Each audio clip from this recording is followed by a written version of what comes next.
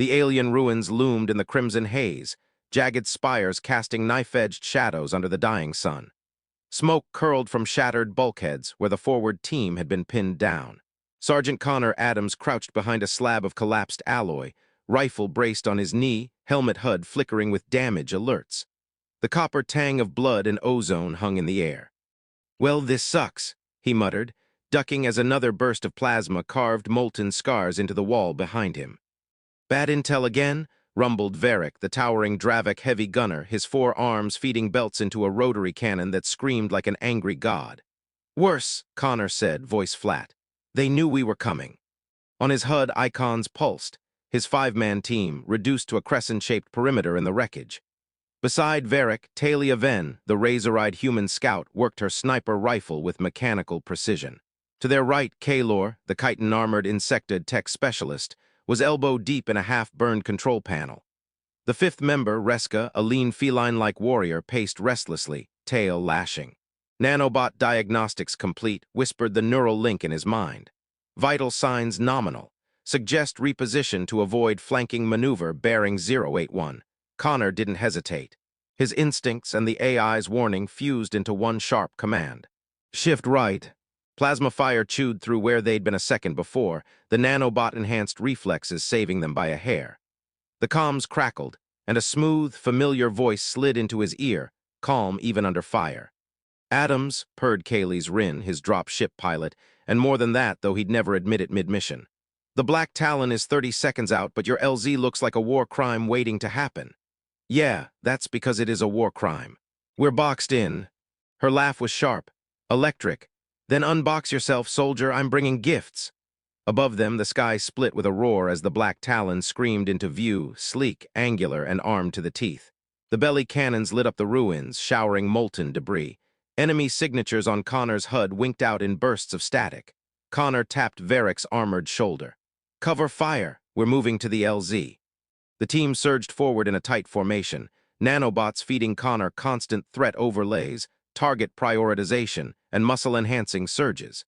Kaylor's shoulder-mounted drone zipped ahead, clearing a path. Reska vaulted a crumbling wall in one smooth motion, claws out. Kaylee's dropped the Black Talon so low the hull scraped stone, side hatch yawning open like a predator's mouth. "Step into my office," she called over the roar of the engines. Connor was the last aboard, spinning to fire a 3-round burst into a pursuing enemy squad before slapping the hatch control. The ship clawed for the sky, inertial dampeners whining. Breathing hard, he glanced toward the cockpit where Kaylee sat, her deep violet skin catching the glow of the control panels. She shot him a grin over her shoulder. "Nice flying," he said. "Nice surviving," she shot back. "Next time maybe check who you're crashing a party with before you RSVP. Connor smirked, leaning back in the harness. "And miss all the fun," the Black Talon roared into the stars, leaving the burning ruins behind. The ship's cabin rattled as Kaylee's banked hard to avoid a swarm of high-atmo drones still trying to get a lock. Connor sat across from his team in the drop bay, helmet on the deck beside him, nanobots already stitching the shallow burn across his arm. Varric was reloading his rotary cannon with the kind of deliberate aggression usually reserved for punching holes in walls. "Bad intel," he growled, lower mandibles twitching. "Always bad intel. Do they even vet these reports? Or is command just throwing darts at a star chart?" Talia snorted. "Darts would be more accurate." Kaylor's insectoid voice clicked and buzzed. "In defense of central intel, probability of complete misinformation is statistically low." Reska's tail lashed once hard. "Yet here we are, again." Connor rubbed a hand down his face. "I'll put in a complaint after we are not being shot at by the entire Outer Rim militia." The comms chirped with an incoming encrypted channel, EDF command. Kaylee's patched it through to the bay speakers. A harried-looking operations officer flickered into hollow projection, background lit by red emergency strobes. "Unit Omega-6. Change of plans. You're being diverted. You're the closest qualified unit to a priority crisis." Varric grumbled, "We just finished a crisis." The officer pressed, "We have a high-value asset trapped in hostile territory on the opposite hemisphere of Vierla 4. Diplomatic envoy. If they're captured, half the treaties in this sector go up in smoke." Talia arched an eyebrow. "And I'm guessing there's no backup." The officer's tone hardened. "You are the backup. Everyone else is 6 hours away. The envoy won't last one." Connor sat forward. Coordinates. Uploading now. Expect heavy anti-air, multiple hostile factions converging. Time is not on your side. The holo blinked out. The bay was quiet for a beat, just the hum of the ship and the muted thrum of Kaylee's maneuvering. Reska tilted her head. We're not exactly equipped for another stand-up fight. You sure you want to take this, Adams? Connor looked at each of them in turn. His nanobot HUD was already flashing threat projections and approach vectors. Not really, but we're here, they're not. That makes it our problem. Kaylee's voice crackled over the internal comm. Strap in, lovebirds, plotting a low-atmo insertion route. It's going to be messy. Varric chuckled darkly, securing his harness. Messy is starting to feel like home. The black talon banked hard, thrusters screaming as it cut across the planet's blood-red horizon toward the coordinates, straight into another firestorm. The dropship knifed down through storm-choked clouds, lightning flashing off the hull as Kaylee's threw it into a weaving descent. The city below burned in fractured segments, whole blocks reduced to glowing craters, others lit by the stutterflash of firefights. Adams, Kaylee said, fingers flying across the flight yokes. The air down there is a meat grinder. If you don't get to your package quick, you're coming back in pieces. Connor grinned inside his helmet. Just make sure my pieces are big enough to bury. The ship dove low, scraping past the jagged skeleton of a fallen comm tower. The hatch slammed open. Heat, grit, and the smell of burning masonry punched them in the face. 3 blocks to the HVT, Connor barked. Weapons free, drop everything that twitches. They hit the ground like thunder. Varric's rotary cannon spun up instantly, sending a solid wall of tungsten into an enemy firing line that tried to ambush from a half-collapsed balcony. The impact tore them apart, 3 bodies flung backwards in smoking pieces. Talia's rifle cracked twice, each shot snapping an enemy sniper off a rooftop before they could line up their scopes. Kaylor's drone zipped overhead, lasing a hostile heavy gun emplacement. 2 seconds later, Reska vaulted a wall and gutted the crew before they even knew she was there. A rocket whooshed out of a side street. Connor pivoted, shouldered his rifle, and sent a burst into the launcher, catching the gunner mid-reload. The backblast blew 2 more soldiers into the air. Keep moving, he yelled, vaulting over an overturned troop carrier. That's when a plasma round caught him in the left shoulder. White-hot agony punched through his armor, sending him staggering. His HUD flared red with critical alerts, nanobots immediately swarming the wound. He felt the familiar icy burn under his skin as shredded tissue reknit and blood vessels sealed.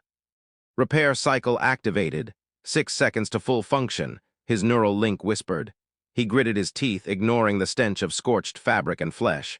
I'm fine, push forward. The envoy's distress beacon pinged, showing them less than 100 meters away. They crashed through a blown-out storefront, shattering display glass under their boots. Outside, in the plaza beyond, the diplomat huddled with his aide behind a toppled fountain, pinned between 2 advancing militia squads. Varric, right lane suppression? Connor barked. The Dravik unleashed a hurricane of rounds, tearing through 4 enemies before they could scatter. Talia dropped the squad leader from the opposite flank, his body tumbling into a burning kiosk. Reska was a blur, vaulting debris, claws slicing through a pair of riflemen in a spray of arterial mist. Kaylor's drone dropped a micro-grenade into a dug-in position, the explosion flipping a sandbag wall onto its occupants. Connor hauled the envoy up by the collar. We're leaving. About time, the man coughed. This place is, yeah, we noticed, Connor cut him off. Kaylee's voice snapped through the comms. I'm coming in hot. You've got 40 seconds. Anything chasing you is getting mulched. They pounded through the streets, the firefight following in their wake. Above, Kaylee strafed low, cannons tearing through a pursuing convoy and sending it spiraling into a burning building. The shockwave rattled their teeth. When she came for pickup, she didn't land. She dove. The ship blasted between 2 leaning towers so close sparks showered off both sides, rolled 90 degrees, and skidded sideways along the boulevard. The hatch scraped the ground in a shower of debris. Move, move, move. Connor shoved the envoy in first, then turned to cover their rear. He dropped 2 more hostiles with centermass bursts, spun, and leapt for the hatch just as Kaylee's yanked the craft into a vertical climb. The sudden G-force slammed them into the deck. Below, the street erupted into a chain of secondary explosions, fire chasing them into the sky. Helmet off, Connor locked eyes with Kaylee's through the cockpit's reflection. Once we're back on the fleet ship, I owe you a date. Her grin was pure trouble. Make it a weekend. I earned it. Varric chuckled, checking the still-smoking barrels of his cannon. If this is a date, I can't wait to see what you two do for a honeymoon. The dropship punched through the cloud layer, leaving the war zone shrinking behind them. One more mission survived by inches. The Dauntless's hangar swallowed the dropship whole, mag clamps locking onto the landing struts with a metallic snap. The moment the ramp hissed open, medics moved in to sweep the envoy away. Connor was halfway down the ramp when Kaylee's appeared from the cockpit, her flight jacket slung over one shoulder. He caught her hand as she passed, tugging her just out of the traffic lane.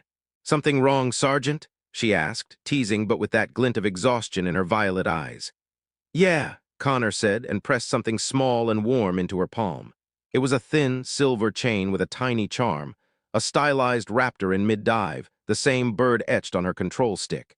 "Figured you should have something that doesn't get shot at." She turned it over in her fingers, the corner of her mouth curling. "Better than flowers. Flowers die." "Not if I keep flying with you," he said. "Careful," she smirked, leaning in. "I might start believing you're romantic." Before he could reply, the comm chime summoned him to the debriefing room. Command brass gave them the usual treatment, glossing over how bad it really was, calling it another successful operation, and downplaying the fact their intel had almost gotten them killed. Connor sat with arms crossed while the envoy's safe extraction was presented like a clean, well-planned mission instead of the screaming, bullet-riddled chaos it had been. His team stayed silent, each of them wearing that same tight-jawed expression. When it was over, the room cleared, except for a single man leaning casually against the far wall. Tall, built like someone who'd seen 1,000 battlefields, he had the kind of quiet presence that made the air feel heavier. His short silver hair and old combat scars contrasted with the tailored black jacket bearing no rank, no insignia. "Sergeant Connor Adams," the man said in a voice that carried authority without needing to raise it. "And Omega-6, my name's Commander Rafe Cross." The name hit like a shockwave. Cross was supposed to be a rumor, whispers from Black Ops circles about a ghost who recruited ghosts. "You did well down there," Cross continued. "Well enough to get noticed by people who normally don't care about official results." Talia raised an eyebrow. "And who exactly are you with?" Cross's smile was faint. "You've heard the stories. A unit without a designation. No insignia, no public record, unlimited resources. We answer only to one man, and he's not the Admiral." Varric leaned forward. "Who?" Cross leaned in close. "Ashford." The name seemed to draw the heat from the air. Even Kaylor, usually unshakable, stilled his antennae. "That's a lie. He's dead," Talia said quietly. Cross's gaze locked on hers. "You wouldn't be in this room if it was true." He stepped closer, his presence filling the space. "We take the missions everyone else refuses. The impossible ones, the ones command denies exist. And if you're good enough, and I think you are, you'll become more than you are now." He looked to Connor. "Your nanobots are just the start. You'll all get upgrades, faster neural processing, enhanced combat reflexes, combat AI links, cybernetic reinforcement. You'll move faster, think sharper, hit harder. And you'll need every bit of it." Reska's tail flicked, intrigued. "And if we say no?" Cross's smile widened. "You won't." He tossed a small black data cube onto the table. The surface shimmered with encrypted code. "Meet me at Dock 6 at 0400. No uniforms, no insignia. From that point on your shadows, you'll be headed to the Widowmaker. Welcome aboard Reaper Team 1. Without waiting for a response, he turned and walked out, the door sealing behind him. The team stared at the cube. "Guess the rumors were true," Varric rumbled. Connor picked it up, feeling its impossible weight for something so small. "Looks like we're about to find out how deep the rabbit hole really goes." Kaylee stepped up beside him, her chain already around her neck. "Hope you like your dates dangerous," he grinned. "Wouldn't have it any other way."